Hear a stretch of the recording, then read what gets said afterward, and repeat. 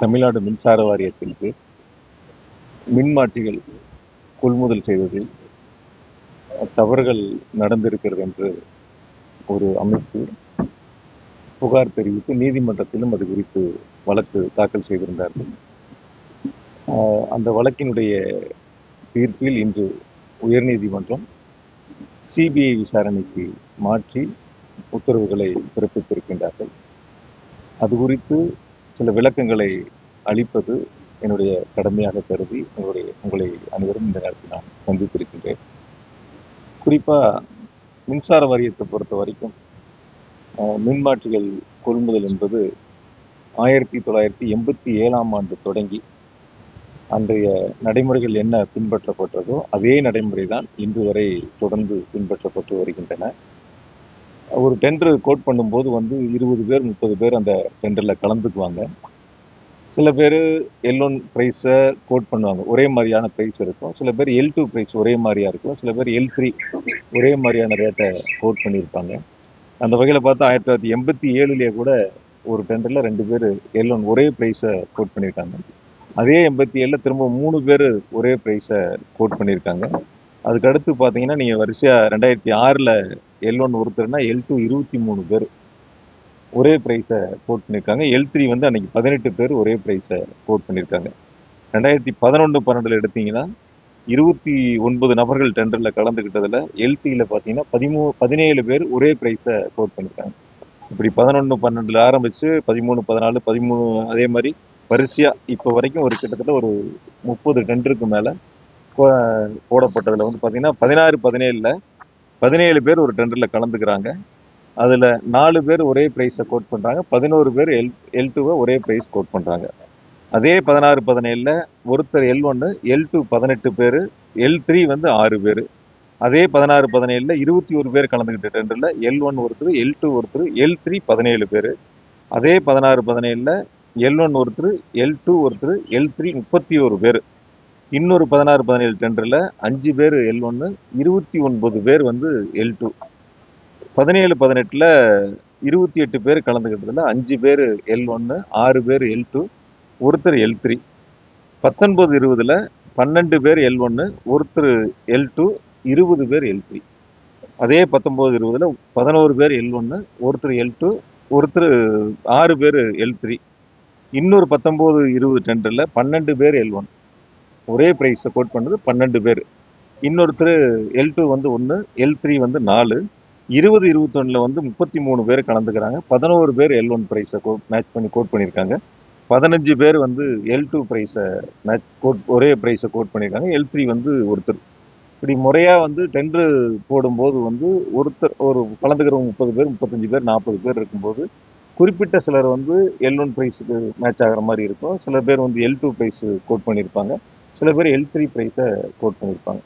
பொதுவாக டான்ஜெட்கோ பொறுத்த வரைக்கும் என்னென்னா L1 ப்ரைஸை யார் மேட்ச் பண்ணி கொடுக்குறாங்களோ அவங்களுக்கு அந்த டெண்டரை பிரித்து கொடுப்பாங்க. ஒருத்தரே சப்ளை பண்ண முடியாது அப்படிங்கிறதுனால இது 1987 இருக்கக்கூடிய நடைமுறை. அதை L1 மேட்ச் பண்ணி கொடுக்குறவங்களுக்கு எவ்வளோ நமக்கு டிமாண்ட் இருக்கோ அதுக்கு தகுந்த மாதிரி அவங்களுக்கு பிரித்து ஒர்க் ஆர்டர் கொடுப்பாங்க. இதுதான் இதுவரை இருக்கக்கூடிய நடைமுறைகள். இந்த நடைமுறைகள் தான் டான்ஜெட்கோ தொடர்ந்து பின்பற்றி வருது. இது இல்லாமல் இந்த டெண்டரை ஸ்க்ரூட்டினி கமிட்டி ஒன்று இருக்குது, அதுக்கப்புறம் போர்டு கமிட்டி ஒன்று இருக்குது, 3 கமிட்டி இருக்குது. இதில் இந்த டெண்டரை ஃபைனல் பண்ணுறதுக்கு சீனியர் ஆஃபீஸர்ஸ் இருக்கக்கூடிய 3 கமிட்டிகள் தான் இந்த டெண்டரை ஃபைனல் பண்ணி இந்த ஆர்டர் கொடுக்கலாமா வேண்டாமான்னு முடிவெடுக்கிறது. அதிகாரிகள் சார்ந்த அந்த 3 குழுக்கள் தான் ஒவ்வொன்றா ஃபைனல் பண்ணி இதுக்கான உத்தரவுகளை பிறப்பிக்கிறாங்க, அவங்களுக்கான ஆர்டர் கொடுக்குறாங்க. அதனால் இந்த டெண்டரை பொறுத்த வரைக்கும் டான்ஜெட்கோனுடைய இந்த மின்மாற்றி கொள்முதலை பொறுத்த வரைக்கும் கடந்த காலங்கள் என்ன நடைமுறைகள் பின்பற்றப்பட்டதோ அதே நடைமுறைகளால் இப்பொழுதும் தொடர்ந்து பின்பற்றப்பட்டு வருகின்றன. இடையில சில நேரங்கள் ஆட்சி மாறி இருக்கலாம். ஆட்சி மாறி இருந்தாலும் கூட அப்பொழுதும் அதே காலத்தில் இந்த நடைமுறைகள் தான் பின்பற்றப்பட்டிருக்கின்றன. ஆனால் குறிப்பாக அந்த ஒரு அமைப்பு தாக்கல் செய்த வழக்கில் ஏதோ இப்பொழுது இந்த 4-5 ஆண்டுகளுக்குள்ள டான்ஜெட்கோல தவறு நடந்ததை போல தனியாக அதை பிரித்து எடுத்து நீதிமன்றத்திலே வழக்கை தாக்கல் செய்திருக்கின்றார். அது குறித்து புகாரையும் கொடுத்திருக்கின்றார்கள். நீதிமன்றம் என்று சிபிஐ விசாரணைக்கு என்று உத்தரவுகளை பிறப்பித்திருக்கின்றார்கள். ஆகையால் என்னை பொறுத்த வரைக்கும் நான் அந்த டான்ஜெட்கோனுடைய முதலமைச்சருடைய வழிகாட்டுதலோடு பொறுப்பு பார்த்ததுனால சொல்கிறேன், எந்த இடங்களிலும் டான்ஜெட்கோ அல்லது அரசு நிர்வாகம் இதில் எந்தவித தவறுகளுக்கும் இடமில்லை. முறையாக 3 குழுக்கள் அதை பரிசீலித்து ஒவ்வொரு டெண்டரும் இறுதி முடிவு எடுத்துதான் அதற்கான உத்தரவுகள் வழங்கப்பட்டிருக்கின்றன. எந்த இடங்களிலும் அரசுக்கோ டான்ஜெட்கோக்கோ ஒரு நயா பைசா கூட இழப்பு ஏற்படவில்லை என்பதை மிக தெளிவாக உங்கள் மூலமாக நான் தெரிவித்துக் கொள்கின்றேன். சார், அவங்க என்னன்னா ஒரே பிரைஸை கோட் பண்ணியிருக்காங்க. எப்படி கோட் பண்ணுவாங்கிறது அவங்களுடைய கேள்வி. ஒரு பிரைஸை கோட் பண்றது வந்து நம்ம யாரும் கேள்வி கேட்க முடியாது. 40 பேர் கலந்துக்கிறாங்க. 10 பேர் ஒரு பிரைஸை கோட் பண்ணியிருப்பாங்க. இன்னும் 10 பேர் L2 பிரைஸ் கோட் பண்ணியிருப்பாங்க. இன்னொரு 15 பேர் வந்து L3 பிரைஸை கோட் பண்ணியிருப்பாங்க. இது நம்ம அவங்ககிட்ட கொஸ்டின் கேட்க முடியாது. கடைசியா என்ன பண்றோம், நமக்கான ரேட் சூட்டபிள் ரேட் இருந்தா போர்டு வந்து என்னன்னா பிரைஸை குறைப்பாங்க. அவங்ககிட்ட கூப்பிட்டு எல்லோனையே பிரைஸை கூப்பிட்டு பேசி பிரைஸை குறைப்பதற்கான முயற்சிகள் எடுப்பாங்க. அந்த பிரைஸ் குறைச்சதுக்கு அப்புறம் யாரெல்லாம் L2 L3ல வந்து L1 பிரைஸை மேட்ச் பண்றாங்களோ அவங்களுக்கு அந்த ஆர்டரை பிரிச்சு கொடுப்பாங்க. இதுதான் இருக்கக்கூடிய வழக்கமான நடைமுறை. அதுல வந்து எந்த விதமான தவறுகளுக்கு இடையில எந்த ஒரு ஒரு துளி நயா பைசா கூட டான்ஜெட்கோவுக்கு எந்த விதமான இழப்பும் ஏற்படல.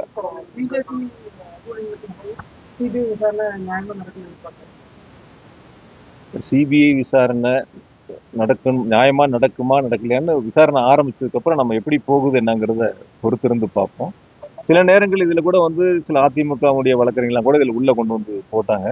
அதே அதிமுக கட்சி எடப்பாடி பழனிசாமி மேல கேஸ் போட்டப்ப ஹைகோர்ட்ல வந்து சிபிஐ விசாரணைன்னு சொன்னப்ப உச்சநீதிமன்றத்துல போய் அதுக்கு தடையாணை வாங்கினாங்க. இதெல்லாம் கடந்த காலங்களில் இருக்கக்கூடிய வரலாறுகள். அதெல்லாம் மறைச்சு இன்னைக்கு என்னமோ வந்து அவங்க இந்த வழக்குல தங்களையும் இணைச்சிருக்காங்க. அவங்க ஆட்சி காலத்துல இதுதான் நடந்திருக்கு. அது அவங்களுக்கு தெரியுமா தெரியலையான்னு தெரியல. இதுல வந்து நான் வந்து யாரையும் வந்து இது சரி தவறுன்னு சொல்ல, என்ன நடைமுறைகள் டான்ஜெட்கோ வந்து போர்டு என்ன நடைமுறைகள் பின்பற்றப்படுகிறதோ அதே நடைமுறைகள். ஏன்னா நீங்க ஒரு செய்தி வெளியிடுறது வந்து தொலைக்காட்சிகளா இருக்கலாம், பத்திரிகைகளா இருக்கலாம், சிபிஐ விசாரணைக்கு உத்தரவு அப்படிங்கிற ஒரு செய்தி மட்டும்தான் வரும். இதுக்குள்ள என்ன நடந்ததுங்கிறத முழு விவரங்கள் உங்களுக்கு தெரிஞ்சாதான் அதனுடைய அந்த அடிப்படையில நீங்கள் செய்திகள் வெளியிடுவதற்கு வசதியா இருக்கு. அதனாலதான் உங்களுக்கு நீங்க அழைச்சதுக்கான விளக்கங்களை கொடுத்துருக்கோம். இல்ல முகாந்திரம் இருந்தான் ஒரு ஒரு ஒரு சுயமான ஒரு விசாரணை வேணும் அப்படிங்கிறதுல தான் ஒரு பேரா தான் கடைசி பேரா படிச்சிருக்காங்க. முழு உத்தரவு இன்னும் வரல. நீதிமன்றத்தினுடைய முழு உத்தரவு இன்னும் வரல. அந்த ஆர்டர் கிடைச்சதுக்கு அப்புறம் தான் அதுக்குள்ள என்னென்னலாம் சொல்லியிருக்காங்க தெரியும். கடைசி பேரா மட்டும் வாசிச்சிருக்காங்க. அதனால அந்த கடைசி பேரா வாசிச்சு நாளைக்கு ஆர்டர் வர 2 நாள் ஆச்சுன்னா இன்னைக்கு நீங்க சிபிஐ விசாரணை மட்டும்தான் அப்படிங்கறத மட்டும்தான் தலைப்பு செய்தியா போடுவீங்க. அதுக்காக தான் இந்த விளக்கங்கள் கொடுக்குறோம். முழு ஆர்டர் வந்ததுக்கு அப்புறம் நான் உங்களை சந்திக்கிறேன். அப்ப அதுல என்னெல்லாம் சொல்லியிருக்காங்க என்னங்கிற கருத்து நான் திரும்ப நான் சொல்றேன். சார், இது நெருக்கடின்னு பார்க்கல.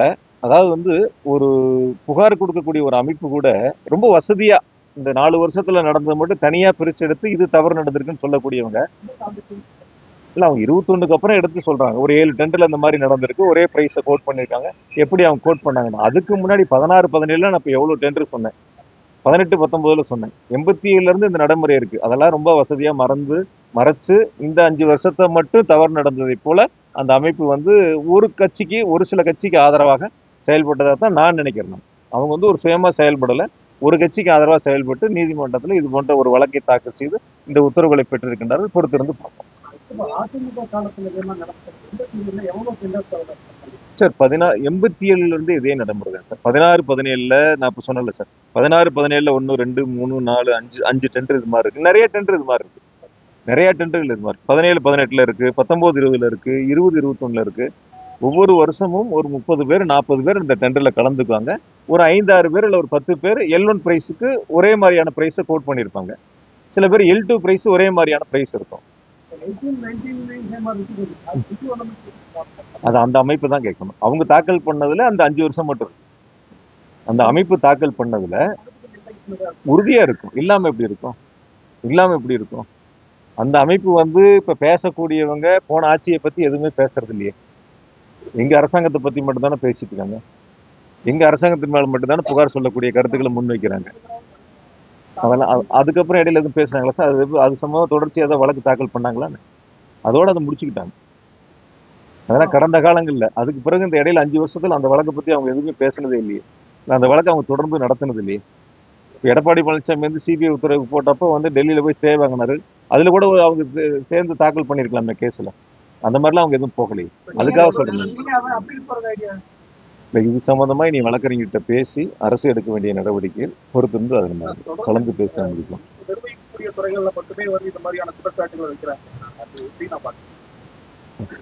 அதாவது பொதுவெளியில் மக்கள் மன்றத்தில் வீழ்த்த முடியாதவர்கள் நீதிமன்றத்திற்கு போறாங்க. அந்த வழக்கு தாக்கல் செய்யப்பட்டதால் ஒருவர் குற்றவாளி என்பதை போல ஒரு தோற்றத்தை உருவாக்க முயற்சிக்கிறாங்க.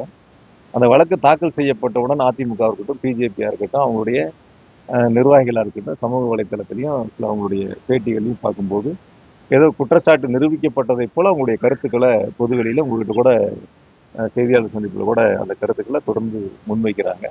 அதுக்கு சில உதாரணங்களை இந்த தேர்தல் காலத்துல நம்மளும் பார்த்தோம். ஒரு உதாரணங்கள், அதாவது வடக்கு தொகுதியில பிஜேபியில போட்டியிட்ட அந்த வேட்பாளர் வந்து தெற்குல இருந்து அவங்க வடக்குக்கு போனாங்க. என்னை பத்தி சில கருத்துக்கள்லாம் அதுல கூறியிருந்தாங்க. அதுல ரொம்ப கடுமையான வார்த்தைகள்லாம் பயன்படுத்தி இருந்தாங்க. ஒரே ஒரு கேள்வி அவங்க கிட்ட கேட்கறாங்க. 2000 இப்ப நாடாளுமன்ற தேர்தல் நடந்து முடிஞ்சது. அந்த நாடாளுமன்ற தேர்தலில் பிரதமரும் உள்துறை அமைச்சரும் எடப்பாடி பத்தி பேசுனதை ஒரு தடவை அவங்க போட்டு பார்த்துட்டு அவங்க பதில் சொல்லிட்டாங்க. அந்த அதிமுக அரசாங்கத்தை பத்தி அரசாங்கம் ஆட்சியில் இருக்கும்போது கூட உள்துறை அமைச்சரும் மோடியும் பிரதமரும் என்ன வந்து அதிமுக பத்தி ஊழல் அரசாங்கம் எப்படிப்பட்ட அரசாங்கிறதுலாம் அவங்களாம் சொன்னாங்க. அதெல்லாம் வந்து அவங்களுக்கு தெரியும். அதெல்லாம் ஒரு முறை திரும்ப ஒரு முறை போட்டு பார்த்துட்டு மறந்துருப்பாங்க. ஏன்னா அவங்களுக்கு கொஞ்சம் மறந்ததுனால இதெல்லாம் ஞாபகம் இருந்திருக்காது. இப்போ நான் ஞாபகப்படுத்துறேன். ஒரு முறை அவங்க வந்து இதெல்லாம் போட்டு பார்த்துட்டு பிரதமர் என்ன பேசினாரு எடப்பாடி பத்தி அரசாங்கத்தை பத்தி, உள்துறை அமைச்சர் என்ன பேசினாங்க அந்த தேர்தலில் என்ன கருத்துக்கள்லாம் முன் வச்சாங்கன்னு பார்த்துட்டு அதுக்கப்புறம் மற்ற அரசியல் எங்களை பத்தி பேசினாங்கன்னா நியாயமா இருக்கும். மக்கள்கிட்ட போய் சந்திச்சு வாக்குகளை கேட்டு வெற்றி பெற முடியாதவங்க தனிப்பட்ட முறையில தாக்குதல் விமர்சனங்கள் என்பது ஏதோ நீதிமன்றத்தில் வழக்கு தாக்கல் செய்யப்பட்ட உடனேயே தீர்ப்பு வந்ததை போல தண்டனை வழங்கப்பட்டதை போல ஒரு கருத்தை முன்வைக்கிறதுங்கிறது தான் என்னை பொறுத்த வரைக்கும் ஏற்படுவதில்லை. இப்படி பார்த்தா நிறைய அரசியல் தலைவர் மேல நிறைய அரசியல்வாதிகள் மேல கேஸ் இருக்கு. அது தீர்ப்பு வரணும். இப்ப டெல்லி வந்து முதலமைச்சர் மேல கெஜ்ரிவால் மேல கேஸ் போட்டாங்களே, என்னாச்சு? அந்த வழக்கு என்னாச்சு? ஒரு வழக்கினுடைய இறுதி தீர்ப்பு வருவதற்கு முன்பாகவே வந்து அதிமுக பிஜேபி எல்லாம் வந்து அவங்க மேல இருக்கிற கேஸ் எல்லாம் விட்டுருவாங்க. மற்றவங்க மேல இருக்கிற கேஸ் மட்டும் வசதியா எடுத்துக்குவாங்க. பொறுத்திருந்து பார்ப்போம்.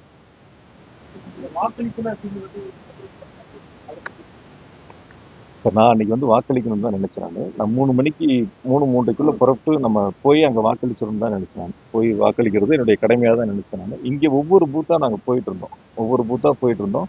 சில பூத்துக்கள்ல வந்து அதிமுகவினர் வந்து பூத்துக்கு உள்ளேயே இருந்தாங்க. சில பூத்துக்குள்ள பூத்துக்கு உள்ளேயே இருந்தாங்க. ஏஜென்ட் இல்லாதவங்களும் பூத்துக்குள்ளேயே இருந்தாங்க. அதெல்லாம் வந்து எங்களுடைய ஏஜென்ட்டுகள் வந்து சுட்டி காட்டினா கூட சில இடங்கள்ல வந்து அவங்கள வெளியேற்றுறதுக்கு முயற்சி எடுத்தா கூட அவங்க ஒரு ஒரு விதமான உங்களுக்கு தெரியும் எப்படி வந்து இங்க ஒரு பிரச்சனையை உருவாக்குறதுக்கு சட்டம் ஒழுங்கை வந்து எப்படி வந்து கெடுக்கணும்னு நினைச்சாங்க. எந்த மாதிரியான நடவடிக்கைகள் 2-3 நாட்களா கடைசியா இருந்தாங்க. போய் மறியல்லாம் பண்ணாங்க. மாவட்ட ஆட்சியர் உள்ள மறியல்லாம் பண்ணி தேர்தலாம் நிறுத்தணும் அப்படிங்கிற அந்த சூழலுக்கு போனாங்க. கடைசி அந்த 2 மணி நேரங்கள்ல ஒரு ஒரு ஒரு பரபரப்பான சூழல் இருக்கக்கூடிய அந்த காரணத்தினாலதான் நான் வாக்களிக்க போக முடியாத ஒரு சூழல் ஏற்பட்டது. ஏன்னா முழுமையா இங்க இருந்து பார்க்க வேண்டிய அவசியம் ஏற்பட்டதால் தான் நான் வாக்களிக்க போக முடியல. உள்ளபடியே நான் போகணும் 3 மணிக்கு புறப்பட்டு 5 மணிக்கு நாங்கள் போய் ஓட்டு போடணும்னு நினைச்சு கடைசி கட்டம் ஒரு பரபரப்பான ஒரு சூழல் ஏற்பட்டது. அந்த சூழலை தவிர்க்க வேண்டும். ஏதாவது வந்து இங்க ஒரு கடைசி 2 நாட்கள் ஏற்பட்டதை போல ஒரு பதட்டம் ஏற்பட்டு விடக் கூடாது என்ற காரணத்தினால்தான் முழுமையாக இங்கிருந்து நான் வாக்களிப்பதை கவனிக்கக்கூடிய அந்த பணியை நான் கையில் எடுத்தேன். வேற ஒன்றும் இல்லை சார். அதாவது நான் என்னுடைய காரணங்கள் சொல்றேன். அதாவது 2 விதங்கள். நான் கேண்டிடேட் தான் சார். நான் அதாவது வந்து அங்க போய் இங்க ஒரு பதட்டம் ஏற்படணுமா இல்ல அங்க போகணுமா நான் முடிவெடுக்கணும். அது என்னுடைய உரிமை. அது நீங்க சொல்ல வேண்டியது என்னுடைய உரிமை. அது நீங்க உங்களுக்கு ஒரு கடமை இருக்கிற மாதிரி எனக்கு ஒரு கடமை இருக்கு. வாக்களிப்பதும் கடமை. என்னுடைய தொகுதியில நான் போட்டியிடக்கூடிய தொகுதியில எந்த பதட்டமும் ஏற்பட்டு விடக்கூடாது. அது சுமூகமா தேர்தல் நடத்தணுங்கிறது என்னுடைய கடமை. 2 என்னுடைய கடமை தான். அந்த 2 கடமைகள்ல நான் புறப்படக்கூடிய சூழலை இங்க ஒரு பதட்டம் ஏற்பட்டது. அந்த பதட்டத்தை தவிர்க்க வேண்டும், தணிக்க வேண்டும்ங்கிறதுக்காக இங்க இருந்து நான் அந்த களப்பணியில பார்த்தேன். அதுல ஒன்றும் மாற்று கருத்து இல்லை.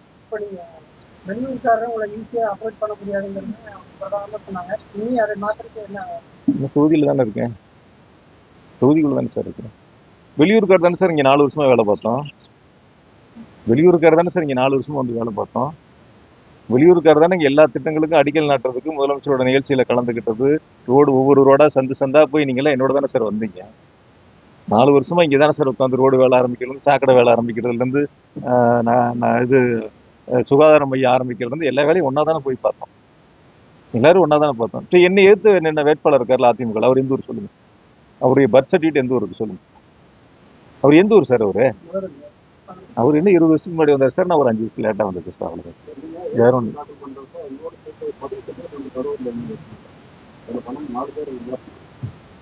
என்ன காரணமா இருக்கும்? பின்னாடி பார்த்தா உங்களோட போட்டோஸ் இருக்கு, அவங்க க்ளோஸா இருக்கு.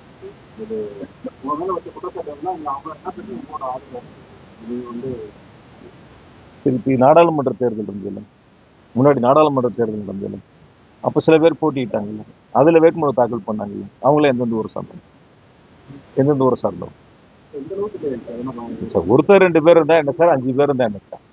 ஒருத்தர் 2 பேர் இருந்தா என்ன, ஒருத்தர் 2 பேர் இருந்தா சரி, 5 பேர் இருந்தா தவறா சார்? 5 பேர் இருந்தா தவறா சார்?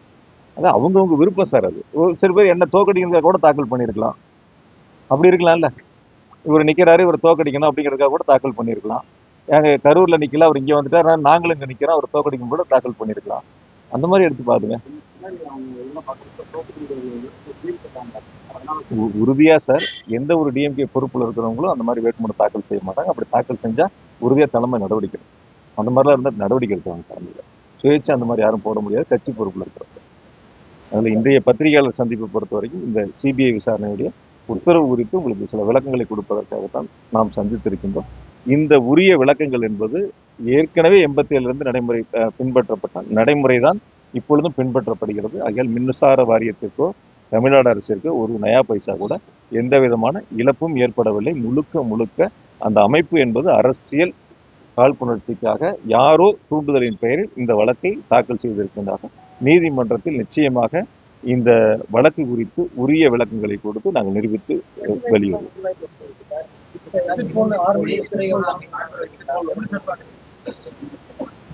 உறுதியா சொல்றேன், தமிழ்நாட்டில் 2வது முறையாக மாண்புமிகு தளபதி அவர்கள் முதலமைச்சராக ஆட்சி பொறுப்பை ஏற்பார்கள்.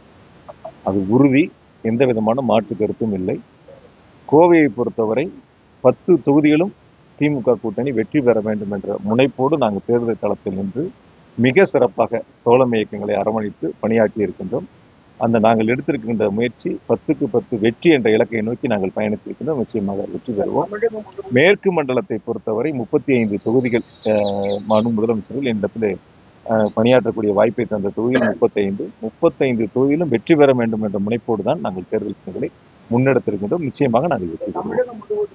இந்த தேர்தல் களத்தில் அதிமுக திமுக 2 பேருமே சம அளவில் பணத்தை வீழ்ச்சி வந்திருக்கிறார்கள் என்ற அந்த குற்றச்சாட்டை மறுக்கிறீங்களா?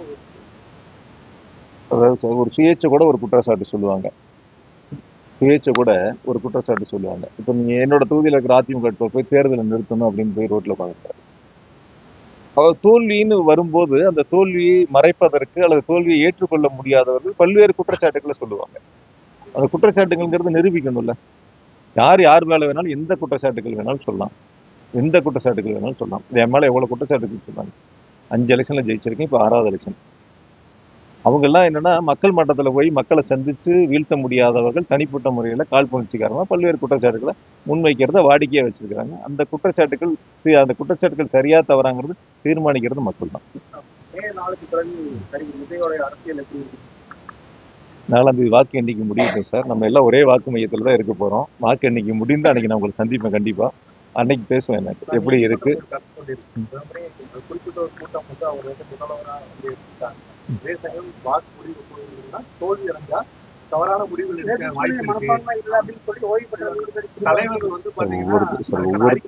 ஒவ்வொருத்தரும் ஒருத்தருடைய கருத்து சொல்லுவாங்க சார். அந்த கருத்துக்கு நம்ம பதில் சொல்ல வேண்டியது அவசியம் நமக்கு கிடையாது.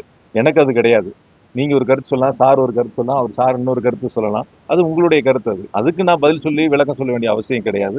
எங்களுடைய நிலைப்பாடு நான் தெளிவா இருக்கிறோம். ஆரம்பத்தில் உங்கள்கிட்ட சொன்னதுதான் 5 ஆண்டு காலம் முதலமைச்சருடைய சாதனைகளை மக்கள்கிட்ட சொன்னோம். அடுத்த 5 ஆண்டுகளும் நிறைவேற்றக்கூடிய வாக்குறுதியை மக்கள்கிட்ட சொன்னோம். மக்கள் அதை ஏற்றுக்கொண்டார்கள். உதயசூரியனுக்கும் தோழமை இயக்கங்களுக்கும் வாக்களித்திருக்கின்றால் நிச்சயம் வெற்றியை வழங்கக்கூடிய வாக்களை செலுத்தியிருக்கின்றார்கள்.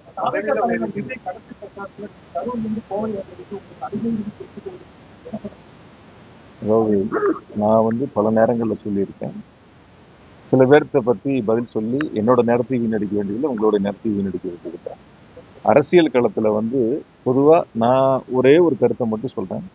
கரூரில் நடந்த கூட்டம் அவங்க கூட்டம், இறந்தது 41 பேர், பாதிக்கப்பட்ட பல பேர் மருத்துவமனையில் இருந்தாங்க. அன்னைக்கெல்லாம் விட்டுட்டு ஓடிட்டாங்க. கூட்டம் நடத்தினவங்களாம் விட்டுட்டு ஓடிட்டாங்க. நான் தான் போய் ஹாஸ்பிட்டலில் நின்னேன். கூட மற்ற கட்சிகளும் வந்தாங்க, நான் வரலன்னு சொல்ல. அங்கே லோக்கலில் நாங்கள் தான் போய் நின்னோம். போய் நின்று மக்களுக்கு தேவையான உதவிகளை செஞ்சோம். அதனால் விட்டுட்டு ஓடி போகிறவங்கள பற்றியோ மக்களை பற்றி சிந்திக்காதவங்களை பற்றியோ நம்ம பேசி நேரத்தை வீணடிக்க வேண்டியது.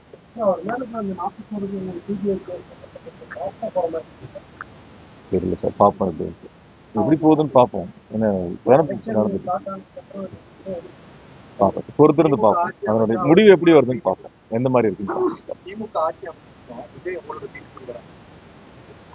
யாருக்கு யார் வசதியா வேணாலும் சொல்லிக்கலாம் சார், யாருக்கு யார் வசதியா வேணாலும் சொல்லிக்கலாம், அது ஒன்றும் பிரச்சனை இல்லை. நான் தெளிவா சொல்றேன், இறுதியா சொல்றேன், உறுதியா சொல்றேன், 2வது முறையாக மாண்பு தளபதி அவர்கள் முதலமைச்சராக ஆட்சி பொறுப்பை ஏற்றார்கள்.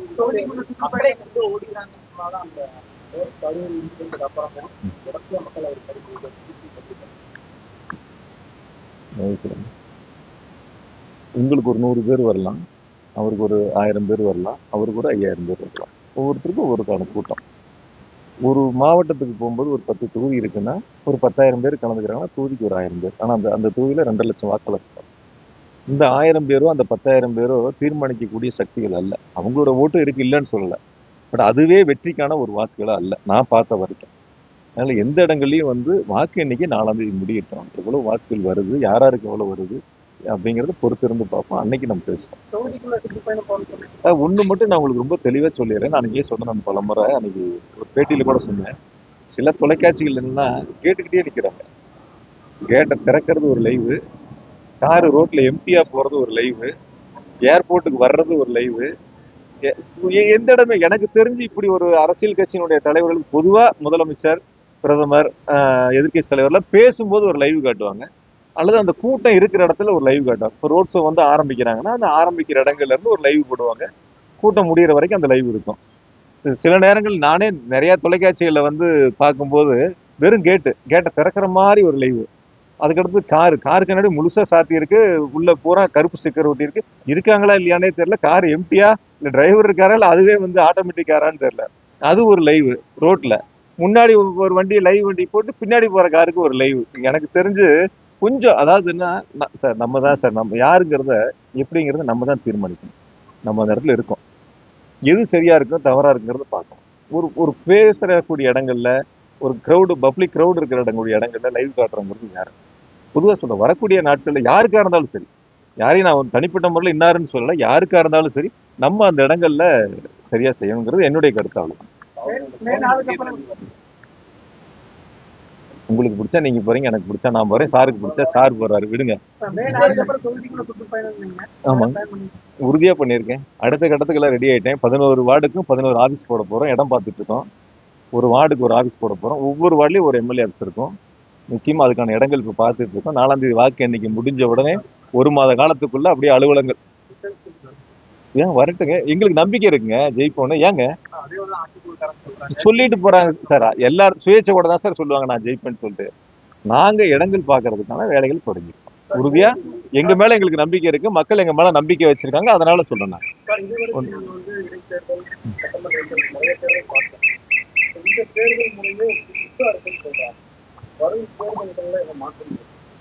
புதுசா இருக்குன்னு எனக்கு ஒன்றும் தெரியல சார்.